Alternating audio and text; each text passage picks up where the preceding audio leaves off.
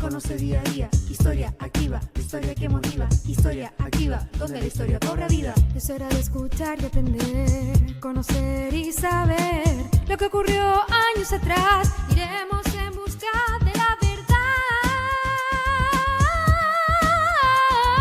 Historia activa, inicia bien tu día. Historia activa, conoce día a día. Historia activa, la historia que motiva. Historia activa, donde la historia cobra vida.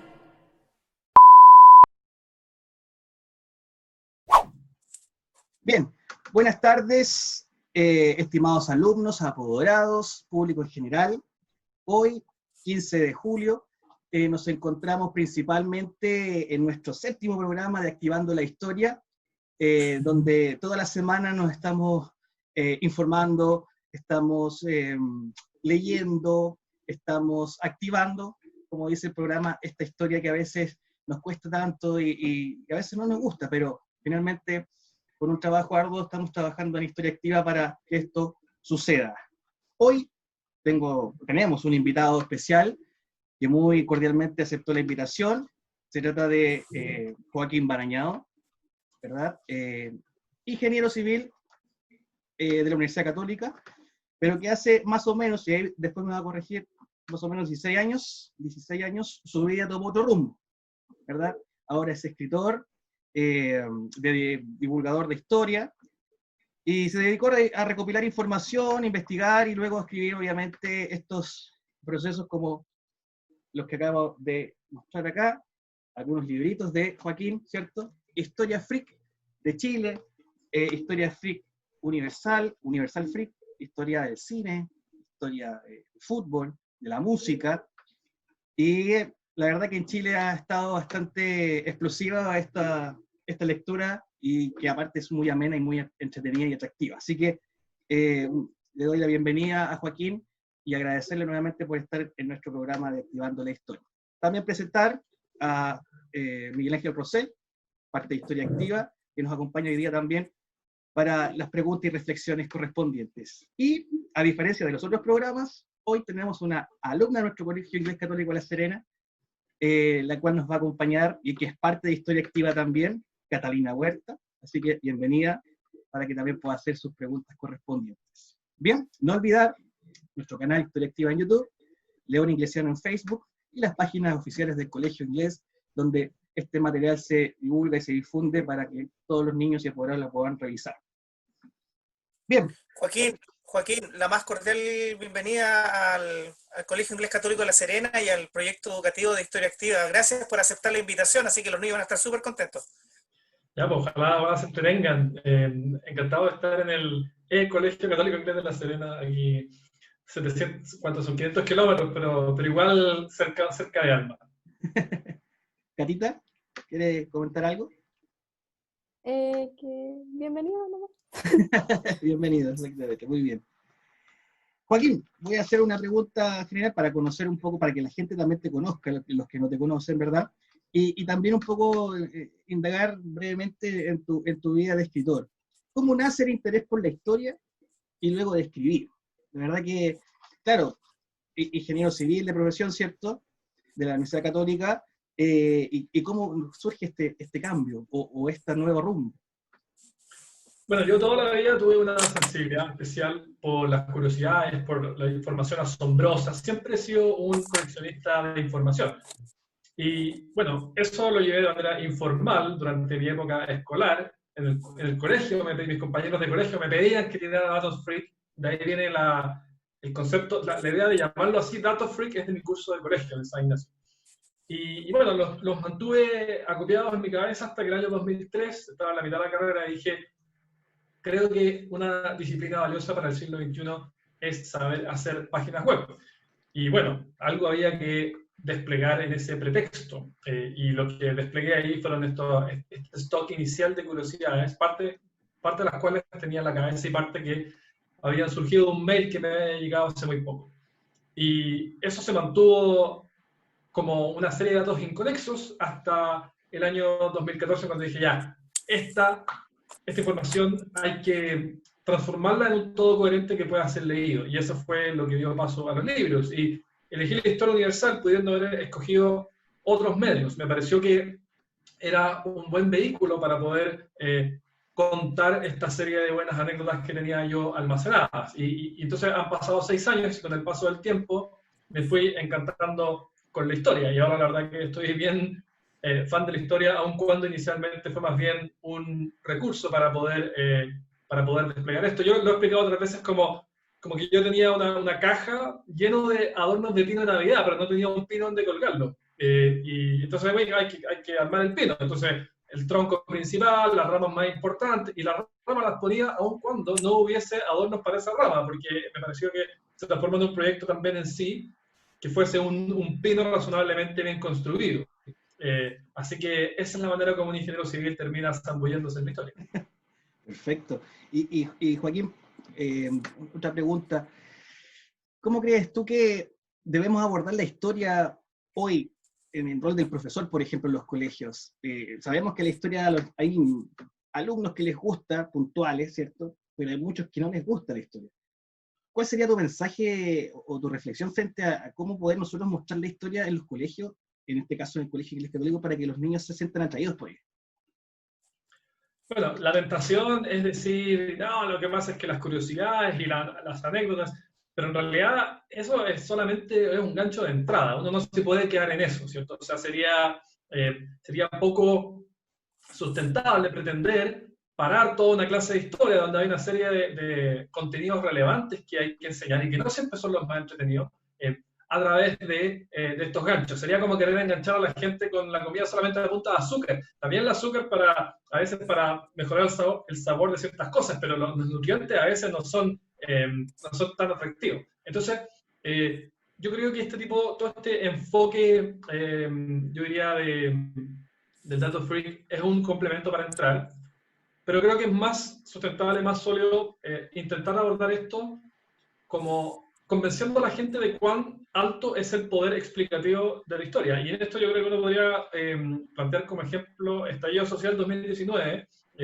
La verdad que es muy distinto enfrentar los problemas del Chile contemporáneo, que son innegables y que existen, con una mirada histórica que sin una mirada histórica. Porque si uno los enfrenta sin una mirada histórica, uno dice, bueno, hay problemas, son súper graves, pero si uno los enfrenta con mirada histórica, y dice, ya, está bien, sí, hay problemas, son graves, pero ¿cómo lo hemos hecho en los últimos 30 años? Es bien distinto. Entonces, a mí me parece que esa es una clave importante, que es ser capaz de transmitir el alto poder explicativo de la historia para nuestra vida, pues, para nuestra vida rutinaria, para lo que vemos en la rutina. ¿Por qué esta palabra se dice así? Muchas veces detrás de eso hay mucha historia. Y yo además añadiría, como un tercer elemento, además de las anécdotas y el poder explicativo de la historia, el mantener yo diría, agilidad narrativa y el intentar usar el lenguaje que sintonice con el público. Aquí no se trata de, digamos, no se trata de bajar el nivel, sino que de usar un lenguaje que esté más en sintonía, y eso se puede hacer al más alto nivel, pienso yo. Creo que ahí no hay ninguna contradicción.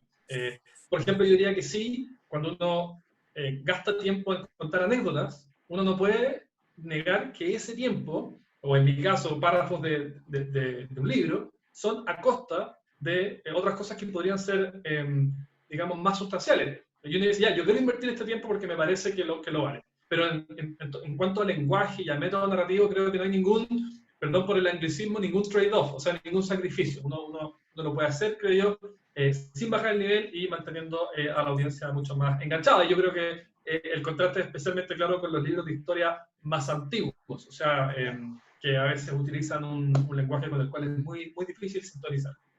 Claro, un Barros Arana, un Izaguirre, es complejo. Es complejo. Y Sí. Cuéntanos, antes de pasar a las preguntas ya del enfoque de los libros, de tus libros, ¿cuál es tu regalón? ¿Cuál es tu libro preferido? Yo creo que igual debes tener un libro preferido que o te costó más a realizar, o no sé, me imagino yo que hay alguno preferido. Claro, esto es como cuando le preguntan a los papás, con la diferencia de que aquí los hijos no te pueden alegar, porque no tienen conciencia. Mira, es difícil la pregunta. Lo que sí yo diría que Historia Universal Freak fue muy grato el proceso de escritura, porque yo lo hice, fue un libro hecho en viaje, mochila al hombro. Entonces, guardo un muy buen recuerdo de esos meses en los que pasé escribiendo ese libro, y parte de lo que escribía, lo escribí en el lugar donde ocurrieron los hechos. Entonces eso también lo hizo todo muy grato. Y además yo siento que la historia universal posee un enorme, hablábamos antes del poder explicativo, y posee un enorme poder explicativo.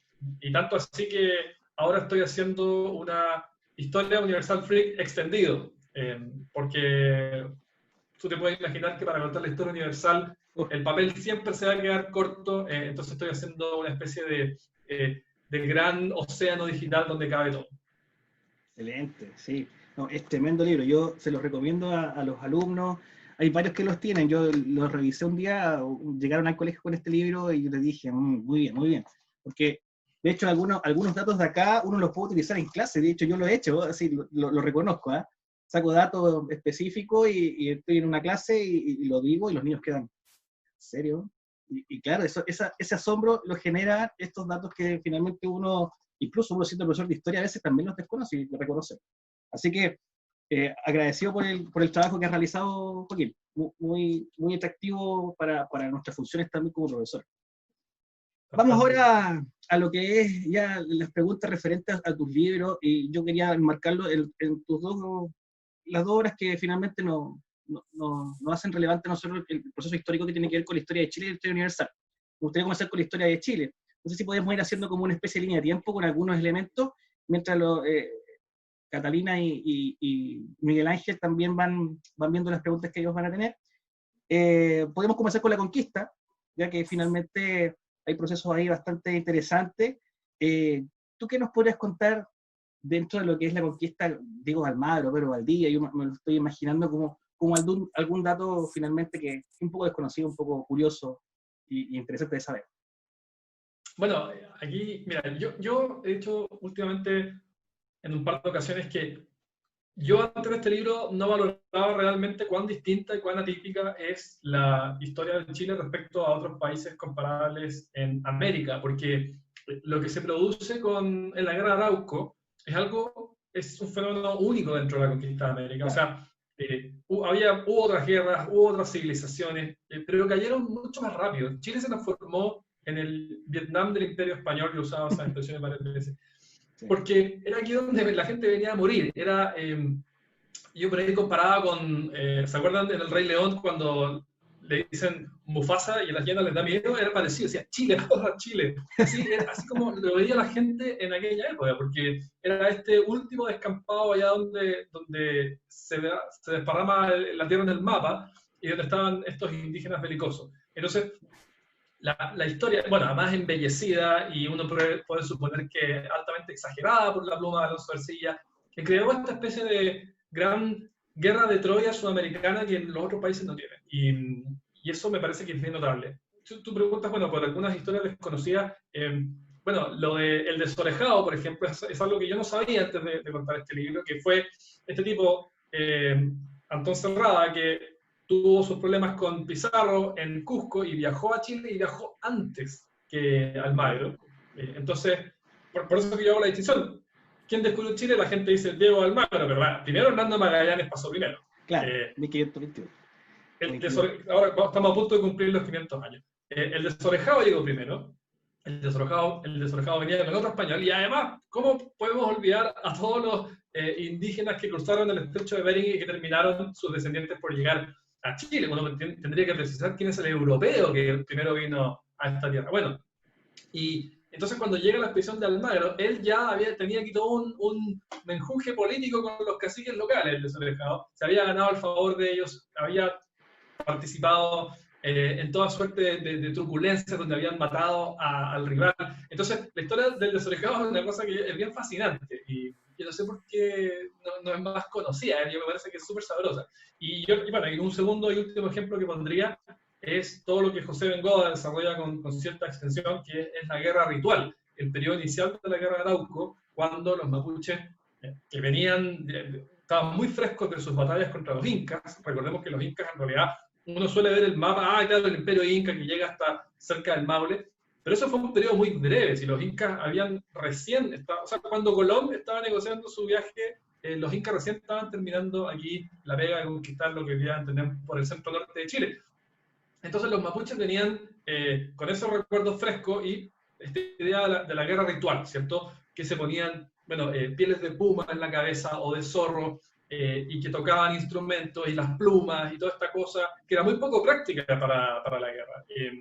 Y viene, bueno, entre otros Lautaro, que vivió con los españoles, él fue algo así como paje, pero al día se escapa de ahí y viene, y en estos cagüines, los cagüines eran estas juntas donde se juntaban y embriagaban, termina convenciendo, de ahí viene la palabra cagüín, por supuesto, termina convenciendo a estos señores de mayor edad que, oye, olvídense de la guerra ritual, aquí hay que ganar la guerra. Entonces empieza esta estrategia más de guerrilla, bajo la lluvia, ojalá cuando no funciona la pólvora, en oleadas sucesivas, evitando el campo abierto y las batallas campales y más bien privilegiando las maniobras escurridizas detrás de los matorrales.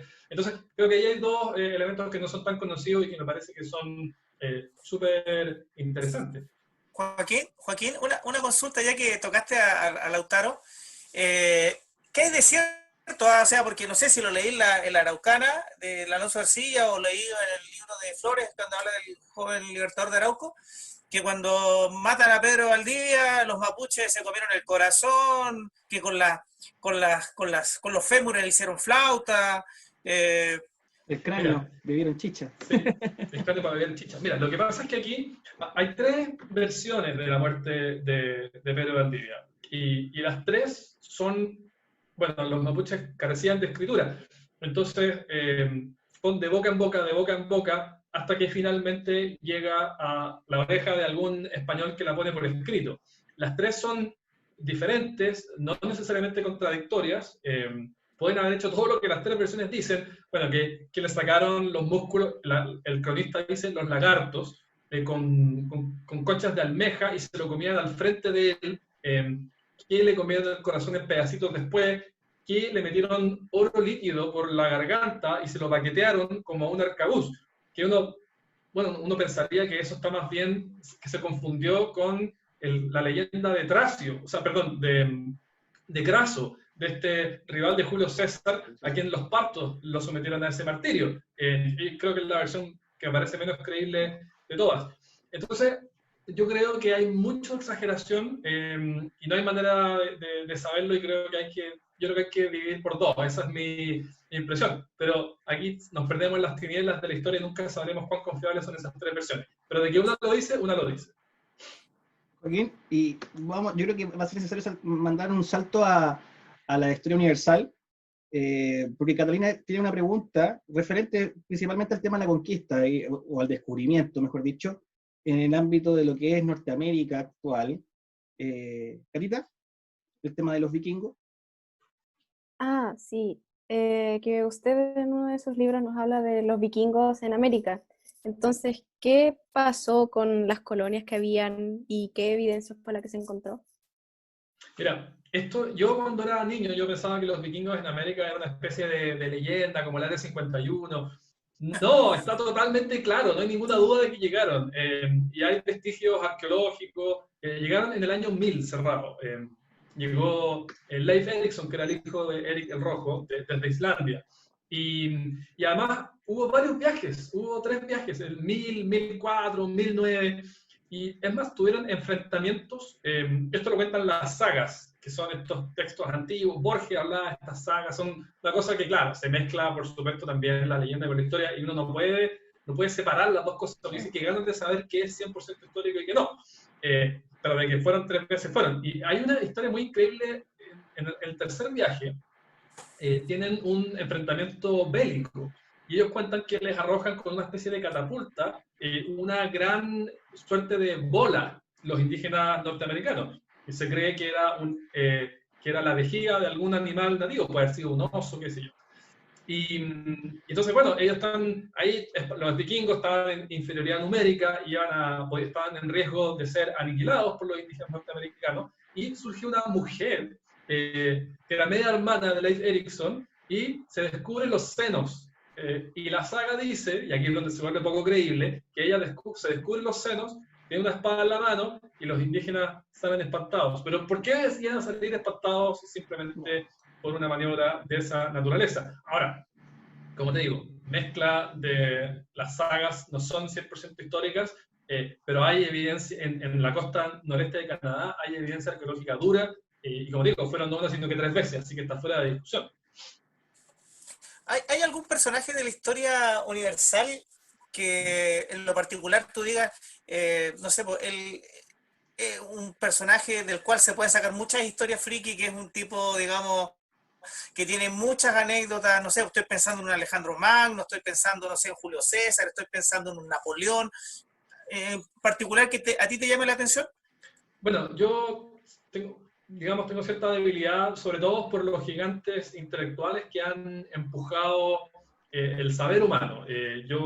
Bueno, Newton, Darwin y Einstein son 3 de mis favoritos. Y ocurre que, bueno, Newton, de esos 3, Newton era el más excéntrico, era tremendamente excéntrico, y entonces eso genera, además está muy bien documentada su vida, hizo muchas cosas, entonces eso genera un enorme caudal de historias, como por ejemplo una vez que él simplemente para ver el efecto que surgía, que ocasionaba en su cuerpo, decide enterrarse una aguja a lo largo del ojo hasta tocar el hueso, solamente para ver qué ocurría. No, Newton es una persona de quien podríamos hablar toda la noche. El tipo, mira, hizo todo lo que uno se puede imaginar. Lagrange decía que es no solamente el más brillante, sino que además el más afortunado de los científicos, porque las leyes que describen el universo se pueden descubrir una sola vez, y él las descubrió. Bueno, Lagrange todavía no sabía que iba a llegar después Einstein y que iba a precisar que lo que descubre Newton era más bien un caso particular cuando las velocidades son muy distintas a las de la luz. Pero eso aplica en pocos casos, digamos. Así que para nuestra vida cotidiana fue Newton el que describió las leyes que rigen el universo. Es como para escribir una biografía fic de Newton, finalmente. No, da totalmente. Da para esos libros más particulares. Me imagino uno de Napoleón, me imagino uno de Hitler también, así como individuales, no sé, pensando en algunos personajes. Hitler también, podríamos estar aquí horas y horas hablando de las excentricidades de Hitler. La verdad que el tipo, o sea, da para escribir. Bueno, debe ser quizá la persona más biografiada de la historia, es discutible, pero de todas maneras top 10. Sabes que el tipo, bueno, se inyectaba todo tipo de sustancias, todo tipo de drogas, pero ya en las últimas. Y cuando se muere, y bueno, se casa en último momento con Eva Braun ahí en el búnker, le quedaban 4 dientes. Y parte también, bueno, por su regurgitación ácida, no se pregunta por qué Eva Braun estuvo dispuesta a eso. No, pero bueno, ese era un momento muy particular. Y él además se entendía a sí mismo como una especie de sex symbol, y por eso que él ocultaba su relación con Eva Braun, para que proyectar esta idea de que el tipo todavía podía ser deseado por las solteras, que es algo por lo demás que también hizo John Lennon. John Lennon se casó con su primera mujer, se casó muy joven, y durante la primera etapa de los Beatles él estaba casado, pero lo ocultaban para que las adolescentes ahí en los recitales tuviesen la fantasía de que era un tipo alcanzable. Bueno, después por supuesto se separa y se casa, todo el mundo sabe, con Yoko Ono, que menos gente sabe, era compañera de colegio del emperador de Japón. Mira, excelente dato ese. Y así sucesivamente con estos personajes que son totalmente excéntricos en su vida y en lo que han escrito de ellos sobre todo. Volviendo a Chile, oye, inevitablemente uno se va al mundo, ¿eh? Pero, o sea, somos parte del mundo, pero inevitablemente uno se va a la historia universal. Avanzando un poquito en el ámbito de lo que es la colonia, yo siento que estos tantos años hay elementos que son bastante entretenidos de la colonia y datos que a veces son necesarios para nosotros los profes, porque la colonia, digámoslo bien, cuando uno la pasa, yo por lo menos cuando la paso en quinto básico, tengo que hacer un Monopoly para explicar las instituciones, ¿cierto? Y trato de hacer un juego ahí para que los niños se puedan entretener con la colonia, porque es un tema complejo, ¿cierto? Entonces, ¿qué datos a lo mejor que nos puedas compartir de la colonia son entretenidos como para poder insertarlos finalmente? Bueno, a ver, la colonia, si uno ve, por ejemplo, el libro o sea, la historia de Chile de Encina, claro, hay un listado interminable de gobernadores y son nombres que son difíciles de retener, y eso se puede volver muy latero. pero hay, por otro lado, algunos datos, o sea, hay algunas cosas que te ayudan a recordar. Bueno, por ejemplo, tenemos el gobernador. Mira, este gobernador era quien más tiempo estuvo a cargo de lo que llamamos Chile hasta que Pinochet lo superó al final de su gobierno. Y bueno, termina falleciendo cuando dice, voy a poner al caballo en 2 patas solamente, casi vertical contra una pared, y pone más y más y más y más vertical hasta que el caballo se le va encima, ¡pum!, y le cae encima, y esa fue la razón por la que Pinochet hoy día tiene el título de gobierno más largo de Chile. Así que hay varias historias ahí. Bueno, también yo diría que Ambrosio Higgins, claro que eso es bien al final, pero Ambrosio Higgins es un personaje interesante. Y yo también diría que, por ejemplo, la historia de Juan Fernández, este tipo, el mago del Pacífico, que fue el que descubre que para viajar entre Lima y Valparaíso era más rápido alejándose mucho de la costa, por temas de vientos y corrientes, y es de esa manera que descubre Juan Fernández. Y hay una posibilidad baja, pero hay una posibilidad de que haya puesto pie en Nueva Zelanda antes que Abel Tasman. Improbable, pero a uno le gusta creer eso, o sea, saber que al menos existen esas posibilidades en la historia. De hecho tienes un capítulo, o sea, no sé si un capítulo, pero un apartado de Ambrosio Higgins solito ahí, que es como un tema aparte. Debe tener cosas sabrosas esa parte, ¿eh? Sí, por ejemplo, dicen que Ambrosio Higgins era muy buen matemático. Bueno, vino como dibujante a Chile, claro. Él tenía que planificar, ¿cierto?, las estaciones para poder cruzar entre Santiago y Mendoza durante todo el año, incluido el invierno cuando hay nieve. Y había trabajado de sirviente para una familia protestante, él era irlandés. Así que, no, era un personaje. Bueno, y la concepción de don Bernardo, ¿cierto?, fue una noche. No es que nadie tenía una gran relación que se Riquelme, sino que un día, bueno, se quedó en la casa de un amigo y estaba la hija, que era no sé cuánto, más de 20 años menor, y bueno, no había, digamos, las tecnologías de delivery que existen hoy día, ¿cierto?, para superar emergencias, y termina naciendo Bernardo Higgins. Cata, tú tienes una pregunta referente a lo que es el poblamiento americano, yéndonos un poquito más atrás, pero creo que tienes una pregunta relacionada con eso, Cata. Sí. Que es la primera parte del libro, o sea, dentro de las primeras partes del libro de Historia Universal, pero yéndonos a ese tema.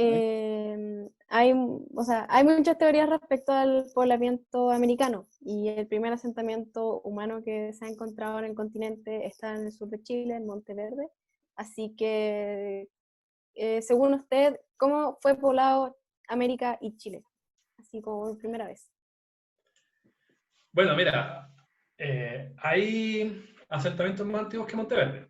Monteverde es muy antiguo, pero no es el más antiguo de todos. Y mira, hasta hoy día contamos con una herramienta muy potente que es bastante nueva, y que es la genética. Y ocurre que los seres humanos, a medida que vamos mutando, van quedando ciertos marcadores genéticos. En el caso de la mujer, se transmiten por las mitocondrias y quedan registrados. Son como huellas que quedan ahí, como miguitas de pan de Hansel y Gretel. Entonces, con esta herramienta que tiene un par de décadas, hemos ido construyendo, me estoy sumando a la humanidad aquí, hemos ido construyendo una especie de mapa de migración humana desde África. Y es bastante preciso y bastante confiable, a diferencia de antes que era una ciencia mucho más especulativa. Yo, cuando era niño, por ejemplo, había leído alguna vez la historia de Thor Heyerdahl, que era este noruego que dice, no, si yo creo en realidad que la Polinesia no fue poblada desde Asia, sino que fue poblada desde Sudamérica. Entonces, por ahí, por el año 47, va a Perú, arma un tremendo barco con tecnología precolombina, o sea, sin acero, y se lanza el barco para llegar a Isla Pascua. Bueno, hoy día sabemos perfectamente, a través de estos marcadores genéticos, que la Polinesia fue poblada desde Asia. Bueno, salió hace muy pocos días en la prensa, no sé si lo vieron, que hubo contacto entre sudamericanos y polinésicos en el siglo XIII, si no me equivoco, lo cual es una novedad interesante.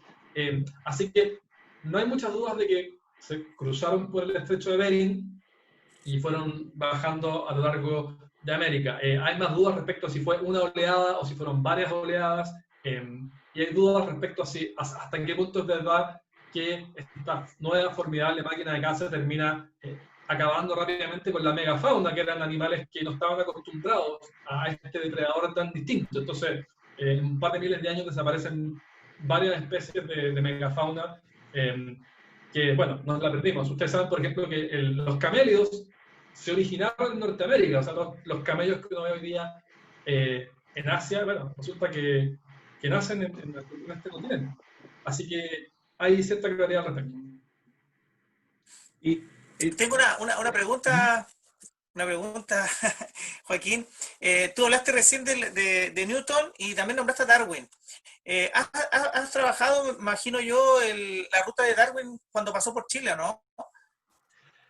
Bueno, yo me gusta mucho el personaje y claro, he hecho buena parte de su ruta en viajes distintos. Yo soy bastante patiperro, así que... Y he leído de sus relatos, es fascinante. O sea, Darwin, un tipo que... Además, el origen del viaje mismo, mira, Fitzroy lo que quería era una persona de buena conversación, de buena familia que lo ayudara a hacer más llevadero esta larga travesía de varios años. Y Darwin estaba convencido de que se iba a dedicar a párroco, y él iba a ser un ministro anglicano. Y dice, ya, bueno, pero última libertad que me doy antes de iniciar mi vida religiosa, bueno, este viaje del señor Fitzroy, él estuvo a punto de rechazarlo por la forma de la nariz. Él era de esas personas que creía que la fisonomía hablaba de tu ser. Pero al final queda dentro. Y bueno, este viaje de varios años, que una parte importante de este fue en Chile, ¿cierto? Le tocó incluso un terremoto en Concepción. Y fue pieza muy importante en el proceso que termina en el libro, ¿cierto? En el origen de las especies, que es uno de los 10 libros más importantes de la historia de la ciencia. Exactamente. De hecho, o sea, pudo habernos venido a Chile y por lo tanto pudo habernos generado ese libro y un montón de cosas más que no pudieran haber sido por su nariz, finalmente. Claro. Sí, claramente. Oye, tremenda esa historia de lo que ocurre detrás de estos procesos que uno sabe, no, llegó Darwin, llegó hasta acá, incluso hasta la cuarta región. De hecho, claro, hay una ruta muy desconocida acá en esta zona, que nosotros en Historia Activa la queremos realizar también y hacer una especie de investigación con otro profesor que trabaja en Rivadavia, y el cual finalmente se especializa más o menos en estas investigaciones. Así que, pero es un personaje... Bueno, y siguió más al norte y fue a Ecuador, claro, a Galápagos. Exactamente. Lo que te quería preguntar recién, antes de la pregunta de Miguel Ángel, que lo que leí en un momento era según lo que decía Catalina recién, esto de los vestigios que uno puede encontrar genéticamente hablando, y que en Estados Unidos, no recuerdo dónde, sí, pero lo que tú relatas ahí en parte del libro, se encontró 14.000 años atrás el mismo gen de una persona en Estados Unidos. El hombre Cheddar, en el Reino Unido, pues. En Reino Unido, ya, perfecto. Sí, claro, hay un hombre, el hombre de Cheddar, que es un pueblo que es el que le da origen al queso, y claro, encuentran a este sujeto en no sé, que me parece que en una cueva, y había tejidos blandos, le pueden obtener la muestra de ADN, y resulta que era pariente de una de las personas que todavía vivía en el pueblo, así es, sí. ¿Y eso dónde lo viste? Porque eso no alcanzó a estar en no, lo dijiste en una entrevista, ahora me acordé. Creo que te estaba entrevistando, no me acuerdo quién, pero sí, lo dijiste ahí en un dato, parece. Eso ya lo ingresé a Historia Universal Freak extendido. O sea, estamos hablando de algo que va a venir. Lo vamos a editar. Continuando con Chile, ya nos saltamos rápidamente la colonia, lo que pasa con la historia de la colonia, pero esta parte que viene también es súper entretenida. A mí me encanta siglo XIX, a mí en Chile me fascina. Yo creo que tiene un montón de condimentos del siglo XIX que nos puede entregar también, comenzando con el tema de la independencia, en el ámbito de nuestros próceres, principalmente.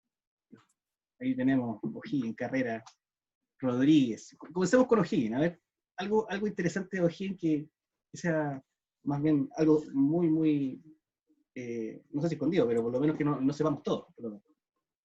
No, sí, escondido, mira, este es un libro de recopilación, no es un libro de material inédito.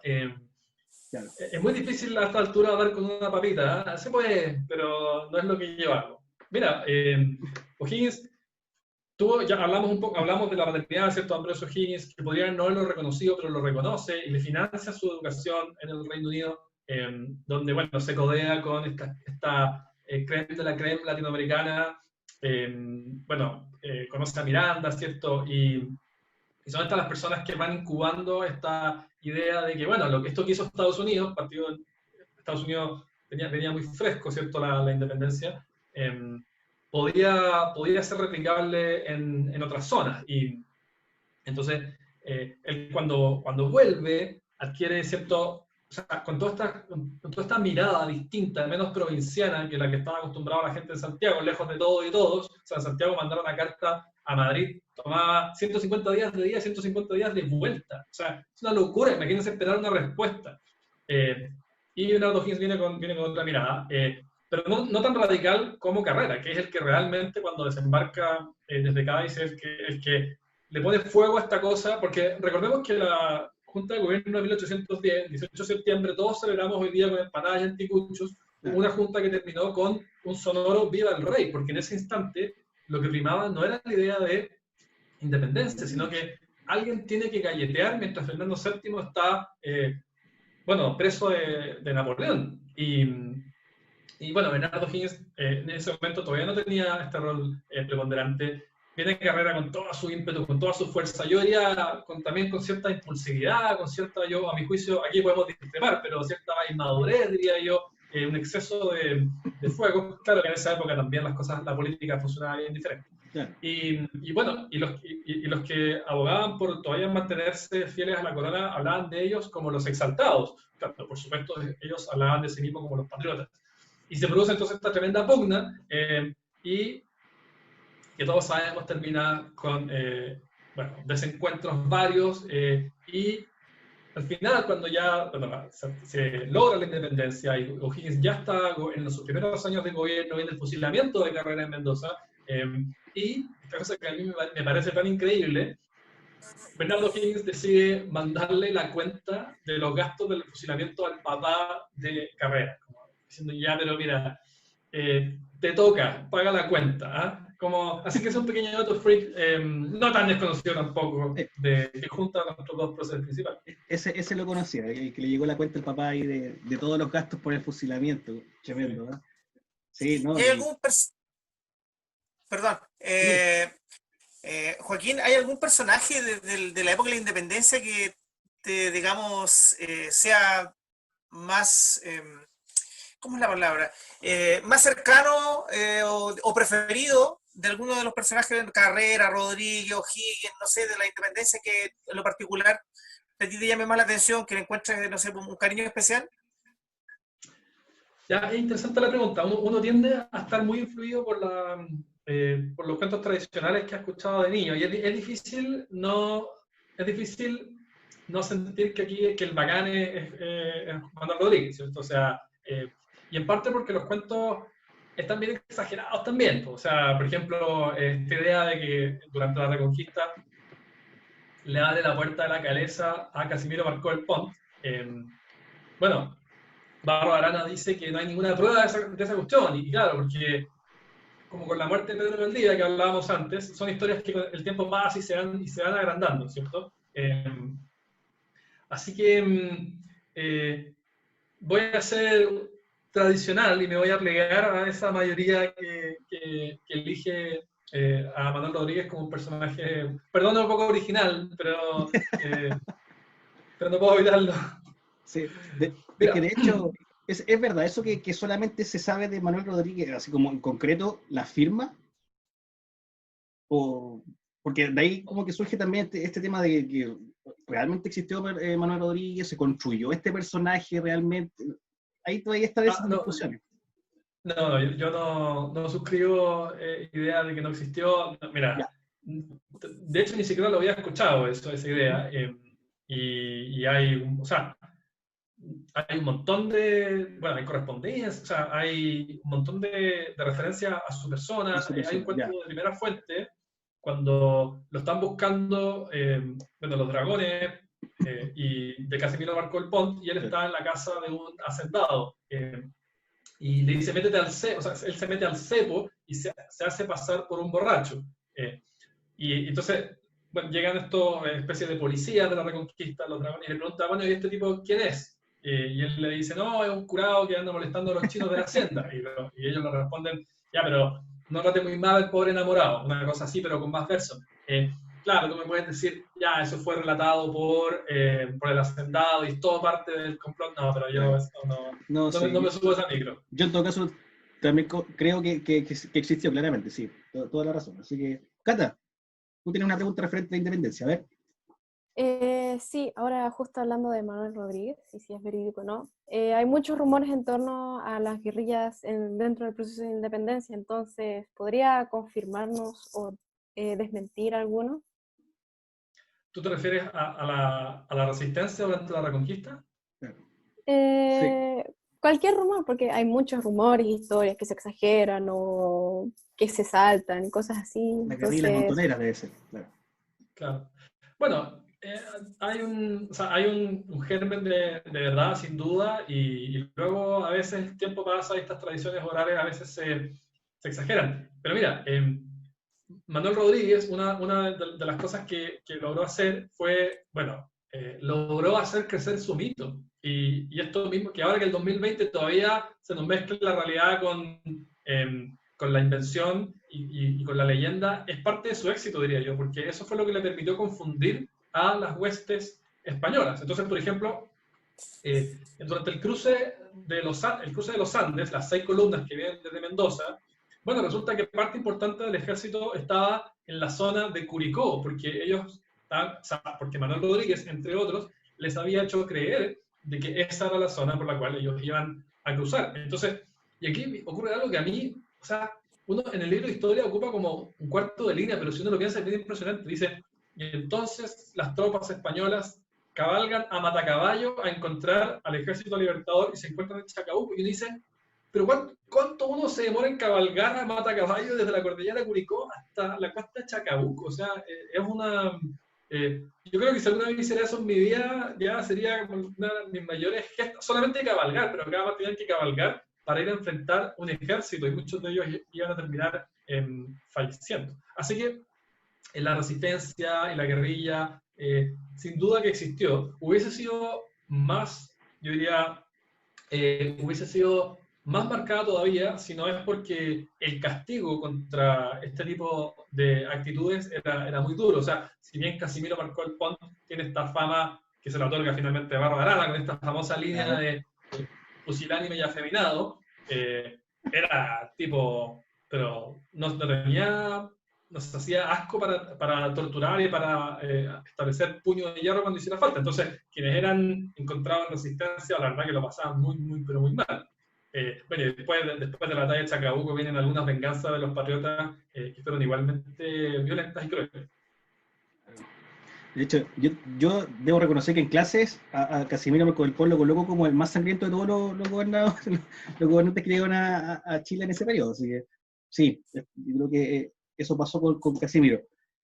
Estamos con Joaquín Barañado, para los que se vienen integrando en este programa, autor de Historia Freak Universal, Historia Freak de Chile, del cine, del fútbol, de la música, etcétera, que muy amablemente también nos quiso acompañar en este programa. Así que recomendados sus libros también.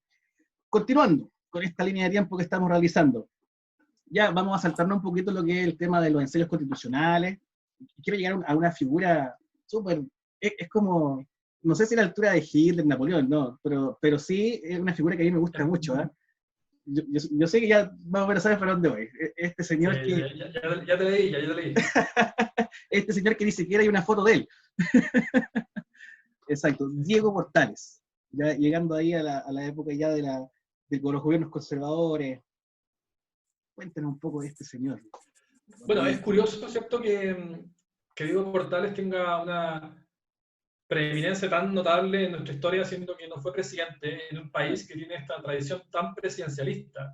Así que fue un superministro muy poderoso, que su interés principal era recuperar el orden para poder volver a negociar con calma y con paz, o sea, que le den las condiciones para poder hacer su negocio.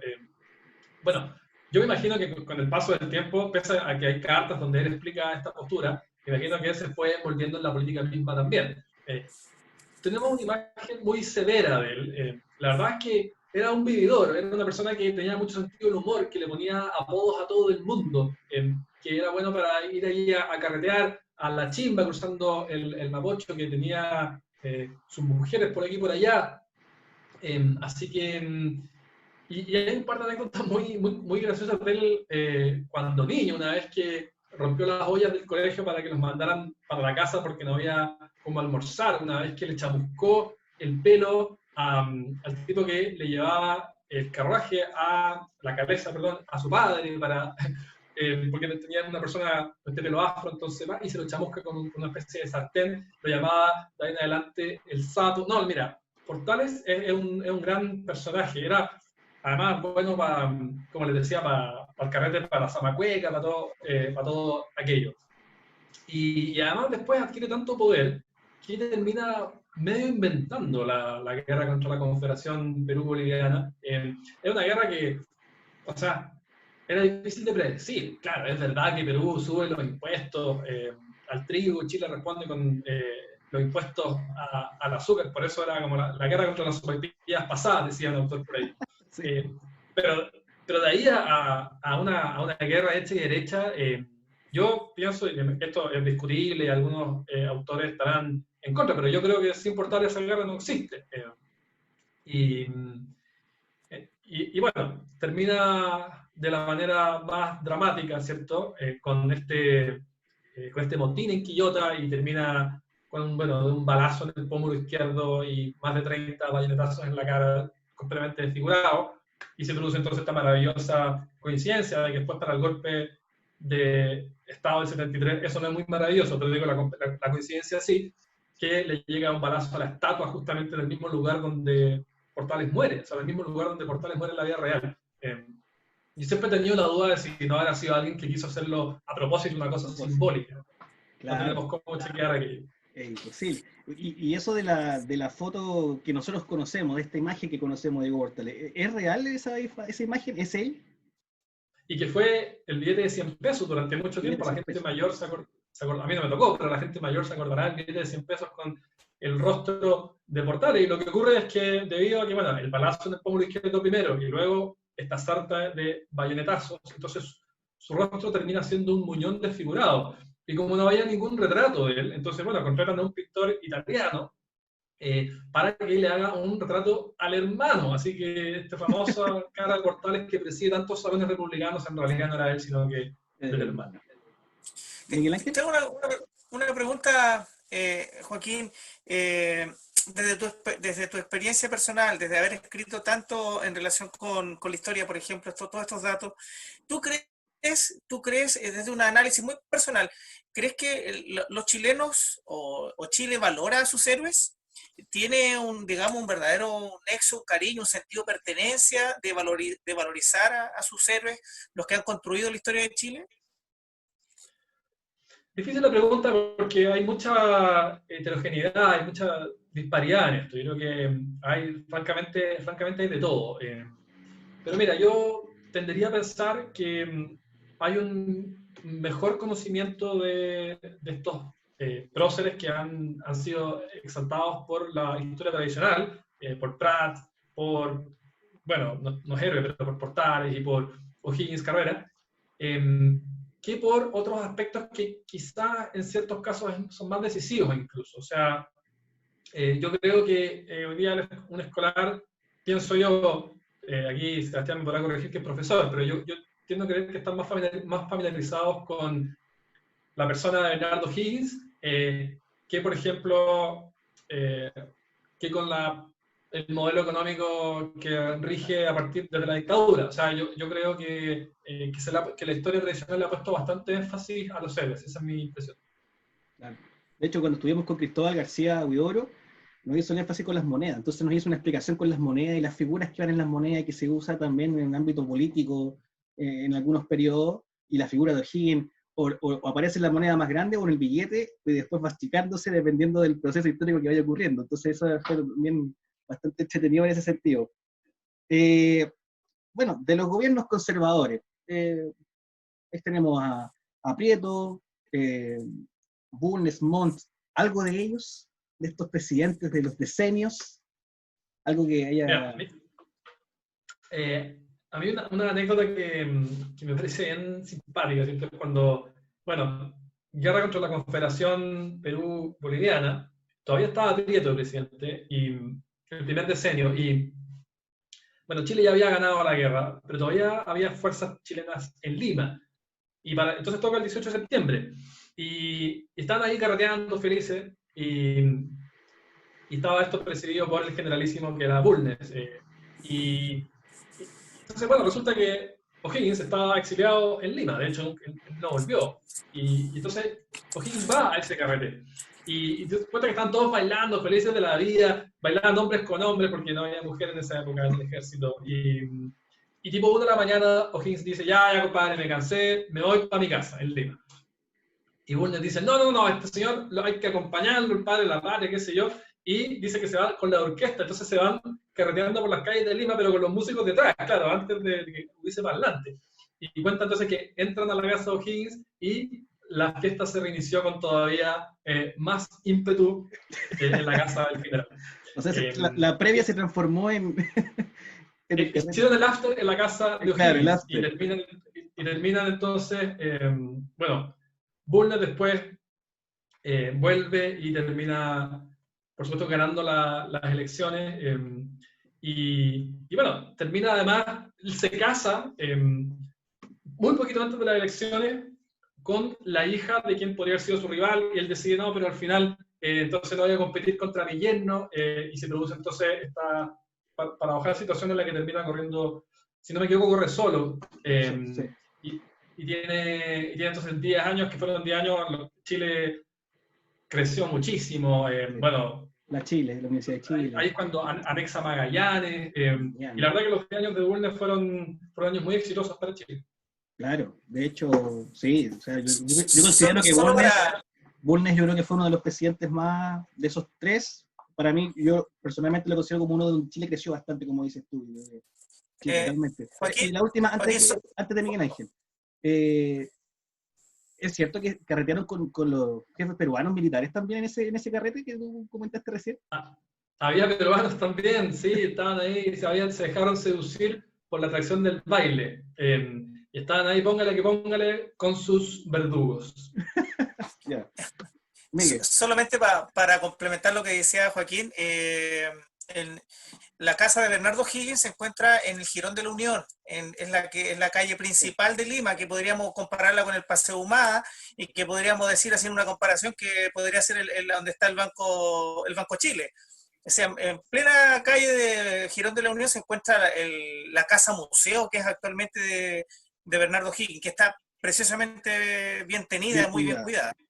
Sí, yo creo que a muchos chilenos hoy día les gusta, es un error, les gusta mirar muy hacia abajo a los peruanos, y les cuesta entender que en esa época Lima era, pero es que mucho más que Santiago. O sea, quizás en esa época se estaba nivelando un poco más, pero durante toda la colonia, o sea, por favor, Santiago no existía, realmente Lima era la ciudad, y todo lo demás no me vengan con cuentos, esto era un andurrial nomás.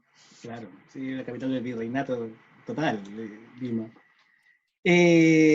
Avanzando, gobiernos liberales, yo creo que aquí el foco va a estar en lo que es la guerra del Pacífico, ¿verdad? Catita, tú tienes una pregunta sobre la guerra del Pacífico. Sí. Bueno, por lo general se nos habla de combate naval de Iquique respecto a la guerra del Pacífico. Entonces, ¿qué nos puede decir respecto a eso? Si conoce algún héroe así como, por decirlo, subterráneo, del que probablemente no sepamos porque solo se nos habla de Arturo Prat, mayoritariamente. Sí. Mira, el combate naval de Iquique a mí me llama la atención porque yo siento que el hecho de que haya un feriado y el hecho de que el Estado haya decidido glorificar la figura de Prat hace que la gente tiene mucho más presente el combate naval de Iquique que todo el resto de la guerra del Pacífico. Yo creo que si uno le pregunta, toma a una persona en la calle y le dice, ¿qué guerra del Pacífico? Dibújala. Yo creo que casi el 100% va a dibujar el combate naval de Iquique, aun cuando la batalla de Miraflores, la batalla de Lima, la batalla de Tacna, son mucho más grandes, participa más gente, hay más bajas. Ahora, sin duda que todo lo que rodea el combate naval de Iquique lo hace una cosa muy especial también, si eso no lo dudo. Y mira, aquí yo diría que el héroe más desconocido es un niño mapuche que tenía algo así como 14 años y que entonces él cuando está la persecución entre la Covadonga y la Independencia, se para arriba y comienza a dispararle a los operadores de la Independencia que les impide disparar el cañón. Y donde pongo el ojo, pongo la bala. Exacto, donde pongo el ojo, pongo la bala. Y parece que tenía una puntería increíble. Y bueno, eso fue, o sea, el hecho de que finalmente la Covadonga logra parar indirectamente, ¿cierto?, a la Independencia, bueno, termina siendo el elemento más importante del día. Fue mucho más importante que el hundimiento de la Esmeralda, fue la pérdida de la independencia por parte de Perú. Y al final, entonces, uno, a veces, si uno no sabe lo suficiente, puede pensar que uno se imagina la Esmeralda hundiéndose, y uno dice, bueno, entonces Chile perdió el combate naval de Iquique. Claro, en la rada de Iquique sí, pero el 21 de mayo fue un día victorioso para el ejército, para la Armada chilena. El escritor Guillermo Parvex, la semana pasada, él decía de que él nos hacía la analogía, nos explicaba la diferencia entre lo que era una batalla y lo que era un combate. Y entonces, batalla decía que era donde participaba más gente, como lo de la batalla de Tacna, Miraflores, etc. Pero él decía, yo tendría que catalogar el combate naval de Iquique como una batalla, porque genera un cambio, y hace un switch en el giro de la guerra del Pacífico prácticamente, porque dice que al día siguiente o un par de días después todo el mundo se quería enrolar en la guerra gracias al gesto heroico de Prat. Claro, porque hasta el combate naval de Iquique, mucha gente veía esta guerra del Pacífico como una disquisición entre los señores estos que tenían acciones en la salitrera, en la compañía de ferrocarriles de salida de Antofagasta, y el Estado de Bolivia, pero era una cosa súper ajena. ¿Qué me voy a meter yo en esa disquisición de esos industriales lejanos? Y Prat hizo que esto se volviera una cuestión, involucró el honor y la patria y el heroísmo, y cambió el switch de la gente acá en Santiago. Y no solo en Santiago, en Chile en general. Exactamente, de hecho, antes la gente no se enrolaba sola antes de Prat, después como que generó que muchos jóvenes se enrolaran en la guerra y todo, pero antes de eso los llevaban a la fuerza muchos de ellos. Entonces, claramente eso generó ese ambiente Prat, y eso es lo que se recuerda, y como bien dice Joaquín, lo primero que dibujan los chiquillos es el combate naval de Iquique cuando uno se los pide, eso está claro. Eso. Un personaje también muy interesante, y que me imagino que tiene algunos datos interesantes también de Balmaceda, porque finalmente, yo estudiándolo así, en los ámbitos globales, en el ámbito más bien político, en su gestión económica, sus pretensiones, pero al parecer también tenía algunas cositas entretenidas este señor, presidente Balmaceda. Mira, yo creo que si no hubiésemos vivido el 11 de septiembre del 73 y todo lo que vino después, yo creo que la guerra civil de 1891 sería mucho más conocida. Yo tengo la sensación de que, porque fue una cosa gigante, o sea, fue realmente una guerra civil, pero sangrienta, el ejército contra la armada, el ejecutivo contra el parlamento. Y yo siento que la sombra de 73-90 se proyectó hacia atrás y eclipsó muchos de esos episodios. Mira, Balmaceda es una persona, ¿sabes que cuando viene el golpe del 73, Allende dice, ve los bustos de la moneda y dice, todos esos viejos de mierda, no los pesquen, salvo Pedro Aguirre Cerda y Balmaceda, dice que... Sí, y él varias veces en las semanas previas al golpe, cuando sabía que era muy probable que algo así ocurriese, él había mencionado la figura de Balmaceda y su, no sé si llamarlo ejemplo, pero su testimonio de entregar la vida antes que otra cosa. Porque en esa época el periodo presidencial se terminaba el 18 de septiembre. Entonces la guerra civil termina muy poquito antes del 18 de septiembre. Él está asilado en la legación en Argentina y entonces termina el 18 de septiembre, durante esos días escribe su testamento político y viene el 19, ya listo, como terminé mi periodo, y toma una pistola y se dispara en la 100. Y esa fue esta imagen que tuvo tan grabada los días previos Salvador Allende. Así que, bueno, un personaje del mayor calibre. Y Joaquín, aquí tiene una preguntita anotada aquí, ¿verdad? Sí, después de esta guerra, del Pacífico, la Armada chilena como que quiso modernizarse un poco más adelante, entre 1891, yo diría que finales del siglo XIX y principios del XX. Modernizarse navalmente. ¿Qué de cierto hay que tuvimos no sé si el acorazado, pero por lo menos el barco más poderoso a nivel mundial por un tiempo? Mira, yo lo que recuerdo es que para el abrazo del estrecho, resulta que en 1898, si no me equivoco, Chile y Argentina tenían de las flotas más poderosas. Y para Estados Unidos, de hecho, esto era una amenaza. O sea, como este país del sur pretendía tener cierta hegemonía en el Pacífico Sur, Estados Unidos todavía no era tan poderoso en el Pacífico. Ahora, lo del barco específico, fíjate que ahí desconozco. ¿Sabes tú cuál era? El Almirante. No, el Almirante. No, Almirante La Torre. Almirante La Torre, sí. Sí, el Almirante La Torre. Me parece que ese es como el barco que lo tuvimos por un tiempo catalogado como dentro del más poderoso a nivel mundial. Incluso, a mí me llamó mucho la atención ese dato. Entonces, claro. Yo creo que ya para ir más o menos cerrando Chile, para que me alcance el tiempo, para ir a algunos datitos de la historia universal, que también es súper sabrosa. También, este libro tú lo realizaste hasta la actualidad, o sea, hasta el año pasado, más o menos, el tema del estallido, hasta ahí llega, si no me equivoco. El subtítulo es Hasta el estallido social y viral. O sea, este lo terminaste hace... 6 de mayo. O sea, tremendo, ¿no? Y abarcó con datos desde el poblamiento, desde la llegada de los primeros humanos acá, o de los primeros, entre comillas, hombres a América, hasta el estallido y la pandemia. O sea, finalmente un tremendo trabajo que ha hecho Joaquín recopilando. ¿Tú cómo vas seleccionando la información, Joaquín? Antes de pasar ya a Historia Universal. ¿Cómo vas seleccionando los datos? ¿Quién te los envía? ¿Cómo los vas recopilando? ¿Dónde los vas guardando, almacenando? ¿Cómo los separas? O sea, tengo esa intriga. ¿Cómo lo haces? Porque son muchos datos. Mira, la estructura es la estructura tradicional de un libro de historia. Y los títulos, si bien tienen una parte que es, llamémosla chasconeada, que intenta ser lúdica, y otra parte, el mismo título que es descriptiva.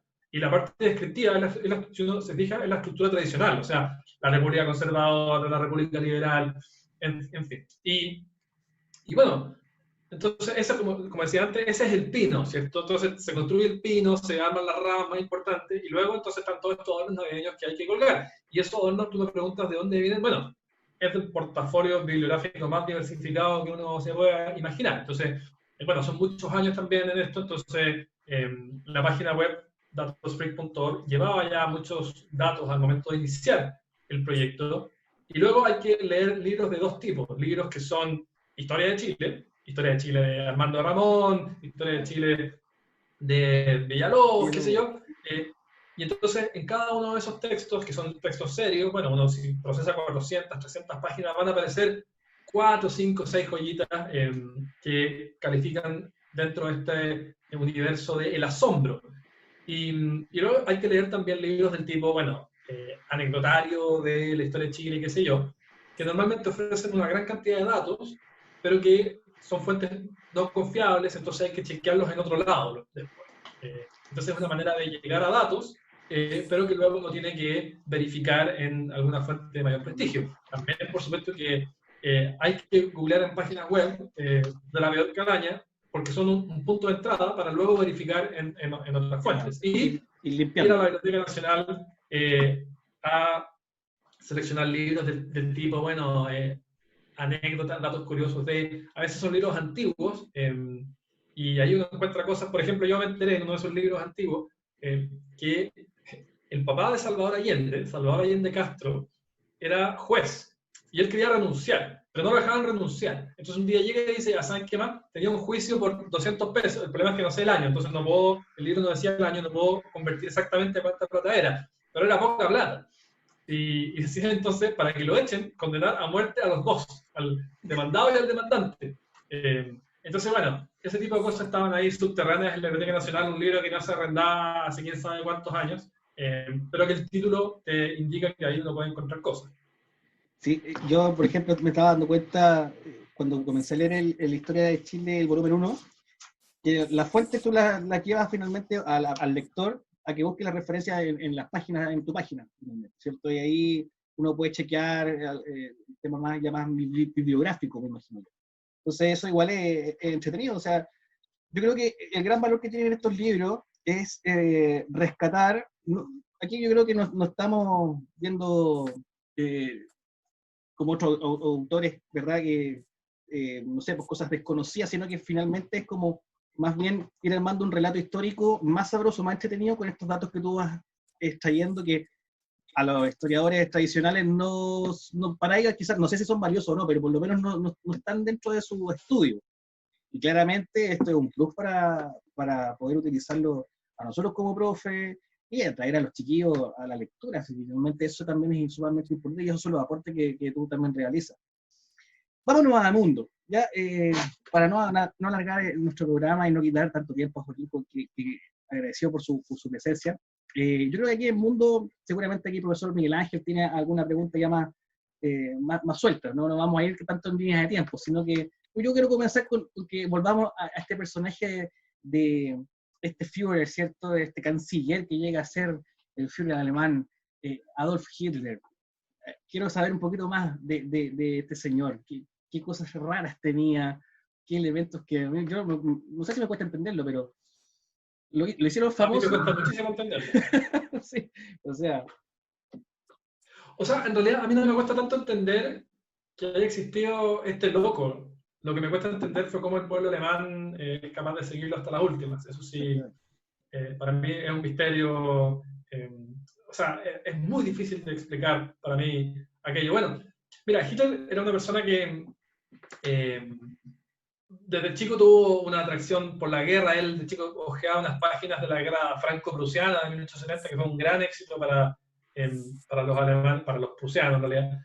Y entonces tiene esta fijación por la guerra, pero pese a todo decide, empezó a ser sacerdote, que pasa mucho con estos personajes de vidas tan intensas, que como que por un momento tienen digamos que pasan por fases, y tuvo su fase religiosa, como bueno, Stalin estuvo en el seminario, Víctor Jara también, pero él no llegó a eso, y dice ya, voy a dedicarme a ser artista, y se va a Viena a pintar acuarelas, y ahí hay un episodio fantástico, que una vez le muestran una de sus acuarelas, varias, a críticos de arte, sin decirles quién era el autor. Y un crítico dice, la técnica no es tan mala, pero refleja un profundo desinterés por la figura humana. Así que esa fue sin saber que era una acuarela de Hitler. Bueno, fue rechazado en la Academia de Bellas Artes, le dijeron que tenía una técnica, uno ve los cuadros están bien hechos, pero no había magia, no había alma en sus cuadros. No iba, entonces, hacerse un nombre en eso. Podría haber sido un artesano, pero no iba a ser un gran pintor. Y viene la Primera Guerra, él por supuesto que participa de ella, y en un momento, de hecho, no lo ascienden a sargento, dicen porque carecía de dones de liderazgo. Imagínense a quien se lo dice. Y ahí en un momento hubo un soldado británico que lo pilló a él solo, sin armas, y le pareció que era poco honorable matarlo en esas condiciones, y le perdonó la vida. Le salvó la vida. Imagínense cómo hubiese cambiado la vida si es que Hitler moría en la Primera Guerra Mundial, ahí en las trincheras. Y bueno, el Tratado de Versalles, que impone, después de la Primera Guerra, impone restricciones muy severas contra Alemania, y eso genera un enorme descontento que él es capaz de canalizar a través de este enorme carisma, enorme pero también extraño carisma, ¿cierto? Y entonces ocupa como vehículo el partido nazi, que en realidad el partido nazi era el nombre peyorativo que le habían puesto sus opositores, ellos nunca se llamaron nazi a sí mismos, y en un proceso que es bien complicado políticamente, termina ascendiendo bueno, a la máxima magistratura, o sea, al máximo posición asume de canciller y termina de dictador el año 33, y de ahí en más, no sé bien cómo, pero termina seduciendo al pueblo con su discurso supremacista y de que esta idea del 11th round, de que necesitamos tierra para crecer, ¿cierto? Y bueno, y el resto ya es conocido. Un personaje, pero es que deschavetado total. Sobre todo los últimos 3 años, cuando ya había perdido el sentido de realidad. Mira, para el desembarco en Normandía, nadie se atrevía a despertarlo. Hitler despertaba muy tarde. Y nadie se atrevía a decir, ¿sabe qué, Führer? Estamos siendo invadidos. Y eso lo hizo perder valiosas horas, también porque las consecuencias de cruzarse con Hitler no era precisamente un reproche suave, estaba la vida en riesgo. Así que, chao, yo no voy a correr el riesgo, yo no lo voy a despertar. Así que, y creo que eso está bien reflejado en La Caída, esta película con Bruno Ganz, en la que uno lo muestra cuánto había perdido el sentido de realidad. Bueno, hay muchas más anécdotas de él que podríamos contar. Bueno, es cierto de eso de que a lo mejor lo sabe o no, pero creo que es así. Para poder posar para las fotos Hitler, eran varias tomas para recién él seleccionar una foto o una imagen de él para que saliera, no sé, en los periódicos o en otros temas de información. Sí, yo también leí eso. Era muy obsesionado con la imagen de sí mismo, y yo decía antes que él se despertaba muy tarde, y era peor todavía porque se despertaba muy tarde y lo que hacía en la mañana era revisar los diarios qué cosas decían acerca de él. Así que dice que se supone que vio El Gran Dictador de Chaplin, pero no sabemos qué rezó. Y Chaplin decía, pagaría lo que sea por saber que... Claro. ¿Quién no? Sea quien no. Joaquín, te cambio de escenario y te cambio de personaje. Napoleón. ¿Qué nos puedes contar de Napoleón? Bueno, Napoleón, como Hitler, también era una persona extremadamente efervescente, ¿cierto? Con gran fuego interno, podríamos decir. Es como si hubiese incluso nacido apurado por hacer la veo, porque nació con dentadura completa. Y bueno, él nace en Córcega, entonces se produce esta situación curiosa de que el gran conquistador de Francia a principios del siglo XIX hablaba francés con un terrible acento. Pero bueno, en esa época era menos relevante porque poca gente lo oía en vivo, no existían las redes sociales, ¿cierto? Y entonces él surfea en la estela de la Revolución Francesa con toda esta especie de gran, antes decía efervescencia personal, aquí una efervescencia política, intenta extender el imperio francés y al principio le da muy bien, le da increíblemente bien, termina incluso derrotando a los prusianos, que eran una potencia militar asombrosa en la época. Y bueno, y es después de que derrota a los prusianos que viene una curiosa anécdota, cuando él está celebrando, está casi en su mejor momento, diríamos, y va a cazar conejos. Y entonces eran todos conejos que estaban cautivos, y los sueltan, y los conejos, en vez de salir corriendo para que los cazadores pudiesen cazarlos, nadie sabe por qué, se le tiran todos encima a Napoleón. Y Napoleón dice, ¿pero qué es esto? Y todos los conejos encima, y él se va a refugiar al carruaje. Bueno, claro, eran conejos de la especie equivocada, y además estaban mal alimentados, estaban muertos de hambre. Pero ¿por qué le dijeron a Napoleón? Vaya uno a saber. Y bueno, es capturado, logra salir y vuelve a armar. Esto es increíble, cómo después del primer fracaso vuelve a convocar a la gente y ya termina siendo derrotado definitivamente y enviado a Santa Elena. Pero es un gran personaje. Ustedes saben que Napoleón era ligeramente más alto que el francés promedio de la época. Lo que pasa es que la estatura solía citarse en pies franceses, y la gente sin saberlo lo convertía a pies imperiales británicos, que los pies imperiales británicos eran un poco menores. Entonces multiplicaban, pero este chico era un enano, y no, pues no era nada enano. Lo promedio. Y es cierto eso de que la bandera italiana tiene algo que ver con Napoleón. Mira, Napoleón, él dice que diseñó lo que es verdad es que la bandera italiana proviene de aquella época, ¿cierto? De la conquista de Italia por parte del Imperio francés. Y claro, él se adjudicó el diseño. Puede que haya sido alguien adentro y que él se lo termina adjudicando, ¿eh? Claro. Así como Colón le robó el tierra a Rodrigo de Triana y él cobró el premio, puede haber sido algo parecido. Pero para la historia él quedó como el diseñador de la bandera italiana. Ya vamos a pasar a Cristóbal Colón, pero Catita tiene una pregunta también previo al tema de Napoleón, a ver. Sí, sinceramente la pregunta que más he estado esperando, y es que hoy día es 14 de julio y se cumplen 231 años de la toma de la Bastilla. Entonces, ¿usted tiene algún dato interesante que nos pueda dar de la Revolución Francesa? Sí, la Revolución Francesa es terreno fértil para los datos freaks, porque los revolucionarios realmente se volvieron locos. Y de hecho no es que se volvieron locos, pero la cosa realmente se pasó a revoluciones, pero que mal. Y hay datos incluso de la toma de la Bastilla misma, porque el 14 de julio, este día glorioso, este día tan legendario en el que comienza, bueno, resulta que el 14 de julio, en la toma de la Bastilla, le quedaban 7 prisioneros. Ese era el gran total de esta toma tan llamativa, ¿cierto?, que hace historia. Y uno de los que acababa de desalojar la toma de la Bastilla era el Marqués de Sade, que es este tipo que tenía todo tipo de perversiones sexuales y que es el que origina la palabra sadismo. Y él, poco antes de salir el 14 de julio, o sea, poco antes del 14 de julio, gritaba desde las ventanas de la Bastilla, asusando a que se tomaran el espacio, a que se tomaran la Bastilla. Estaba bien loco el Marqués de Sade.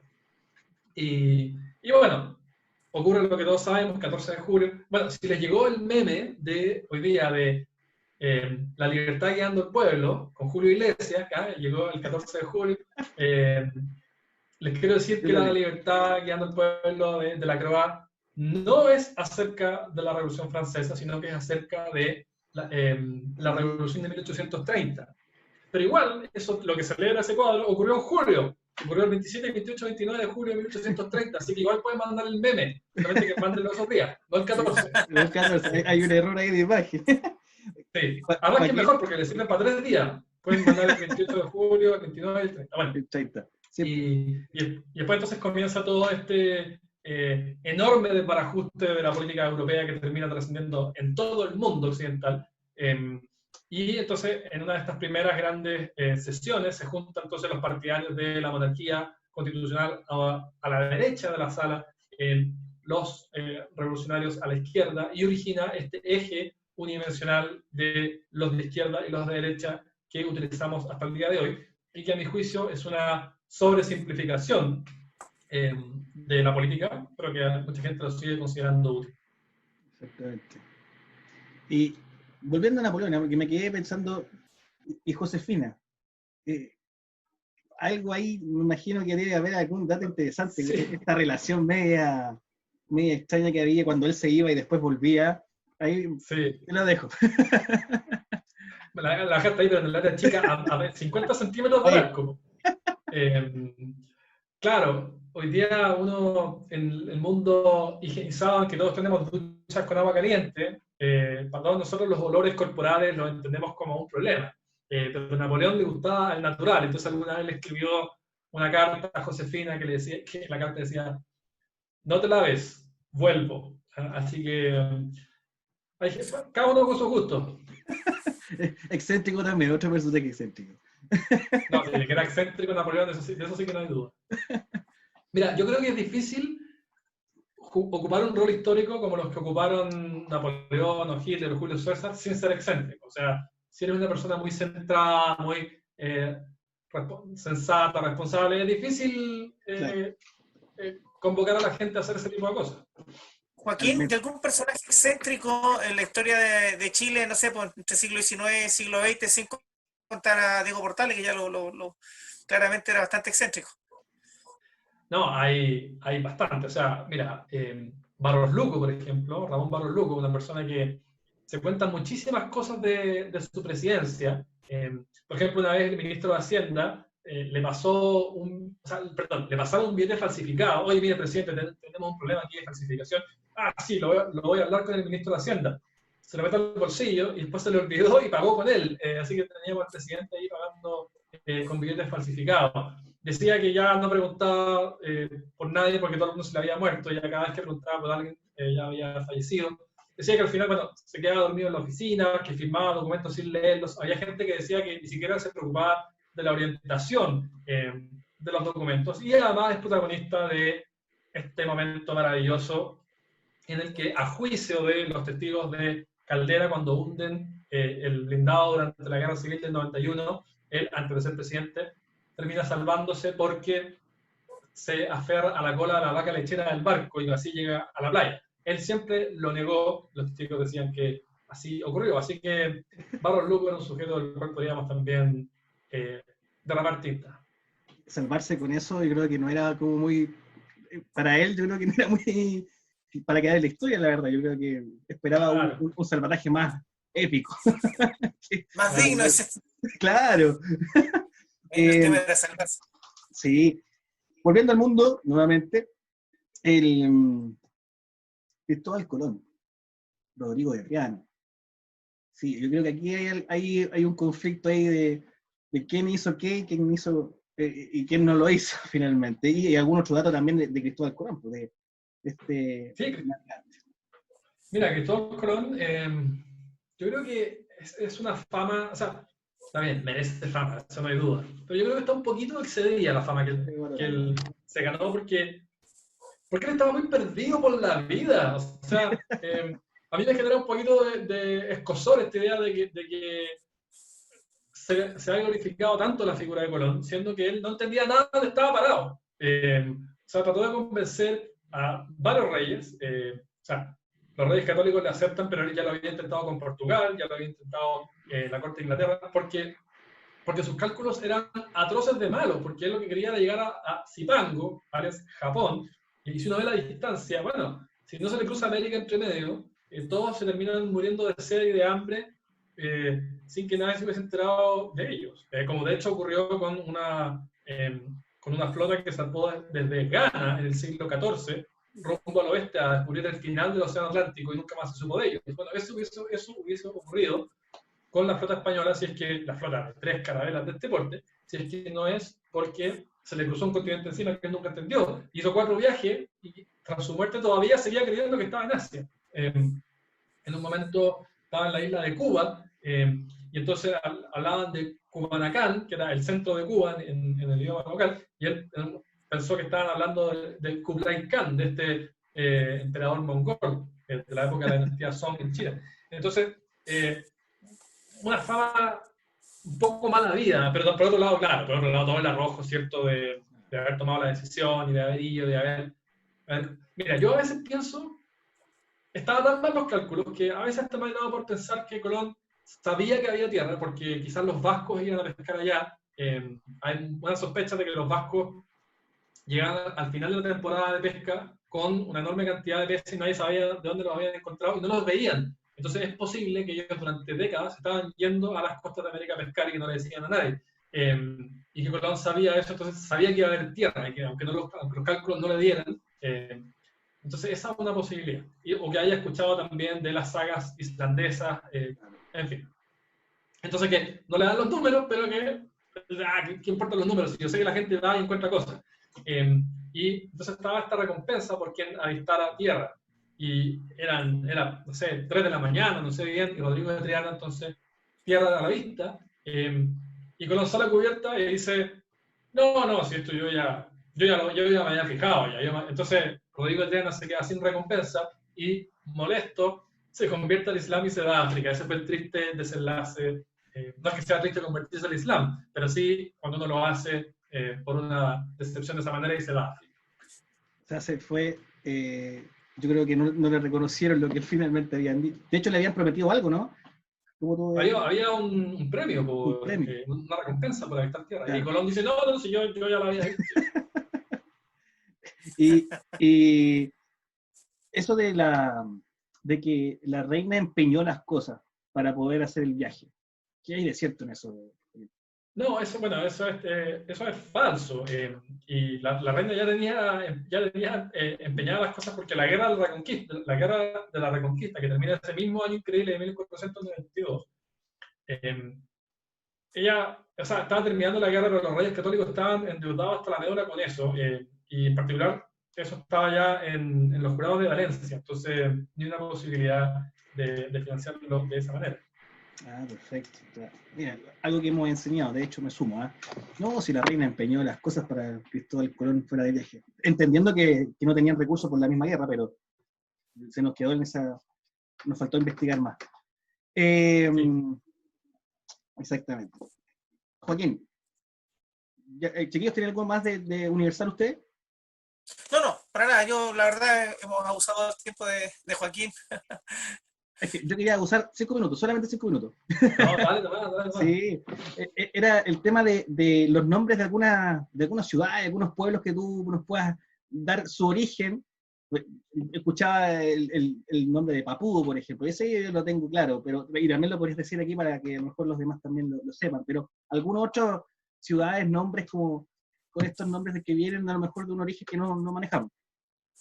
Mira, por ejemplo, bueno, el que dices tú de Papudo es que cuando llega, esto es muy antiguo, llega Diego Almagro, así antiguo, y en esa época entonces vivía ahí un jefe de una tribu de changos, y este jefe era muy gordo, y los españoles lo ven, y ven que es gordo, y con doble papada, entonces se llamaba Carande, entonces los españoles le ponen el Papudo, como diciendo el tipo de la gran papada. Por ejemplo, Camerún, este país de África, se llama así porque los portugueses durante sus exploraciones del siglo XV, algún momento recalan ahí y encuentran un río con muchos camarones. Entonces de ahí viene la palabra Camerún, es el río de los camarones. Y bueno, y hay la verdad que muchísimos ejemplos de ese tipo. Mira, el más sabroso de todos es, yo estaba seguro que esto era un mito. Y llegué a una fuente que es bastante antigua y cercana al momento de los hechos, que es Puerto Octay. Y esto lo cuenta Alejandro Sofia en su libro de Toponimia de Chile. Y yo lo vi y dije, esto no me lo creo. Pero lo cuenta un jesuita por ahí de 1905, que estaba vivo para los hechos. Y es que decía, estaba ahí un señor que se llamaba Cristino Ox, O-C-H-S, y tenía un almacén muy bien provisto. Entonces, donde hay aceite, donde Ox hay, donde hay azúcar, donde Ox hay. Y entonces la gente, quizás de manera jocosa, ¿cierto?, termina hablando de Oxay y terminó como Puerto Octay. ¿Y el nombre Chile? Me imagino que... Bueno, se ha escrito harto sobre eso, nunca lo sabremos. Hay varias hipótesis. Y mira, se ha dicho desde que el abate Molina decía que era por un pajarito que hacía un sonido parecido a Chile, que Chile era el frío para los incas, o que había o que lo llamaron así por un río de la zona de Arequipa, que lo hicieron análogo con uno que había acá, o que era el Valle de la Concagua, que es el Valle de Chile. Y esa es la que yo le doy más credibilidad. Durante los primeros años, Chile no era todo esto, sino que era el Valle de la Concagua. Hay que decir, sí, que hoy día uno dice, Chile, piensa desde Bisbee hasta Puerto Williams, tremendo pedazo de tierra. Pero durante muchísimo tiempo, ya incluso entrada la República, lo que se entendía por Chile era la zona de Santiago, un poquito más al norte, un poco más al sur. Pero nadie hubiese llamado Chile Magallanes, nadie hubiese llamado Chile lo que diría Antofagasta. Incluso había gente, trabajadores de Hacienda, un campesino, por ejemplo, de la zona que siguió de Linares, que podía hablar de Chile para referirse a Santiago. Eso incluso bien entrado en la República. Pero la toponimia de Chile nunca vamos a estar seguros, lamentablemente. Sí. De hecho, el otro día te escuchaba por ahí en algún programa, no me acuerdo cuál, pero que este otro dato también que me gustó, porque yo soy de la zona de Yapel, veraneaba en Los Vilos, y en Los Vilos hay un lugar que se llama, llegando a Los Vilos, la Quebrada del Negro. Entonces, eso tiene toda una explicación, pero me gustaría que lo profundizara un poquito. Mira, esto es muy al comienzo de la conquista, 1542, si no me equivoco. Naufraga un barco europeo, español, donde había, al menos, no sé si más de uno, pero al menos un negro, ciudadano de raza negra. Y entonces, bueno, los indígenas, bueno, ¿qué es esto? ¿Qué es esta aparición traída por el demonio, este color? Entonces, pensaban que estaba pintado o que estaba sucio y lo intentan lavar. Y hay el relato del cronista es con mucha poesía, dice que por más que intentaban lavarlo, su suerte quedó tan negra como su ventura y termina entonces matándolo en este intento por sacarle la negrura de la piel. Este me lo había contado un profesor de historia del colegio, pero sin detalle, me lo había dicho, y después yo lo había googleado, nunca había llegado. Bueno, y después resulta que lo busqué mejor, me dediqué más, y hay 3 relatos similares, oro en la Imperial y oro en Valdivia. O sea, 3 veces hay relatos de indígenas de lo que hoy es Chile intentando limpiar un negro. ¿Y con qué lo hacían en ese...? Bueno, hay uno que era con corotas de choclo. Así que poca sorpresa de que haya terminado con ese desenlace tan triste. Claramente. Joaquín, yo ya la última que te voy a revisar, que esta la uso siempre en clase, o no sé si siempre, pero siempre para ganarme en algún momento los chiquillos en algún caso complicado, que tiene que ver con la historia universal, que lo leí en el libro. La palabra Bluetooth, esta palabra Bluetooth, Sí. ¿de dónde viene eso? Es una linda historia. Ustedes si piensan, Bluetooth es diente azul. Bueno, ¿y qué tiene que ver eso con una tecnología, con un protocolo de comunicación? Y lo que ocurre es que había un rey danés en la Edad Media, siglo X, que fue, o no estoy seguro, que fue muy importante porque fue el que unió a las tribus del momento, la época. Entonces y este tipo lo llamaban Harald Bluetooth porque tenía un diente azul. Hay una versión que es porque comía mucho arándano, pero eso es obviamente apócrifo. Tenía el diente azul porque lo tenía podrido, y como era el diente frontal, era muy visible, entonces era el diente azul. Y claro, una paleta. Y cuando a fines del siglo XX viene el creador del protocolo Bluetooth, dice, bueno, esto va a ser como este rey que unió tribus dispersas bajo un solo paraguas. Este va a ser un protocolo de comunicación que va a permitir que se comuniquen distintas tecnologías y que estén hablando todos el mismo idioma, como hizo Harald en Escandinavia. Entonces, en honor a él, es que lo llama Bluetooth. Y si ustedes se fijan en el logo del Bluetooth, son las runas asociadas a este rey. Así que ahora, la próxima vez que vean el logo, fíjense, y hace referencia entonces a un rey de la Baja Edad Media. Perfecto, sí, excelente. Ese ejemplo yo lo uso siempre a los chiquillos. Ay, pero profe, ¿cómo? ¿En serio? Sí. ¿Verdad que significa Bluetooth? Y ahí empezó todo el cuento de la historia, así que tremendo. Joaquín, agradecido de tus relatos, de tu disposición, de tu buena onda finalmente, porque eso hace mucho mejor el relato histórico y que a los niños también les va a ir quedando, sin duda alguna, que va a ser un programa bastante entretenido, los chicos van a poder ver. Y agradecer también a Catalina, que es nuestra alumna de tercero medio, parte de Historia Activa, que realizó también algunas preguntas, Miguel Ángel, para que pueda ir despidiéndose Miguel Ángel. Sí, Joaquín, bueno, primero gracias por compartir un poco de tu tiempo y de tu experiencia con nosotros. Y también dar las gracias porque puedes contar la historia de una manera muy amena, distinta, que la permite situar, la permite humanizar, hacerla más entretenida. Y a partir de eso profundizar ya en otras líneas históricas que también es absolutamente necesario. Así que creo que tus libros son un tremendo aporte para los profesores. Y obviamente que ese es un puente para llegar a los alumnos. Así que muchísimas gracias, Joaquín. Bueno, muchas gracias. Pues. Ustedes saben de historia, así que si tienen algún error, me avisan nomás y lo corregimos la otra edición. ¿Gatita?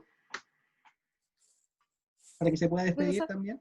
Nada, muchas gracias por responder nuestras preguntas y eso. Gracias Muy por la bien, paciencia. Gracias por la paciencia. Bien, vuelvo a repetir entonces, muchas gracias Joaquín por estar con nosotros en este capítulo 7 de Activando la Historia, de Historia Activa de nuestro querido Colegio Inglés Católico La Serena. Recordarles a los alumnos y apoderados que toda la semana estamos con un programa distinto, con un programa ameno, con un programa que habla de historia, de la sociedad, ¿cierto?, de los cambios, etc. Ya la próxima semana nos vamos a encontrar con el profesor, doctor de Historia, ¿cierto?, Sergio González, Premio Nacional de Historia 2014, y pronto vendrán otros programas también, así que estar atentos a nuestras redes, canal de Historia Activa en YouTube, León Inglesiano en Facebook, la página del colegio, Instagram, Historia Activa, Instagram del colegio también, así que todas las plataformas y estar siempre conectados para ir mejorando esta relación de la historia con nuestros alumnos y ganando el gustito que siempre es necesario saber manejar para poder utilizarlo, como bien dijo al principio también Joaquín, esto de hacer útil la historia es un valor también importante. Así que muchas gracias, chiquillos, por estar con nosotros hoy día. Así que nos despedimos para una próxima semana. Historia Activa. Chao, chao. Historia activa, inicia bien tu día. Historia activa, conoce día a día. Historia activa, la historia que motiva. Historia activa, donde la historia cobra vida.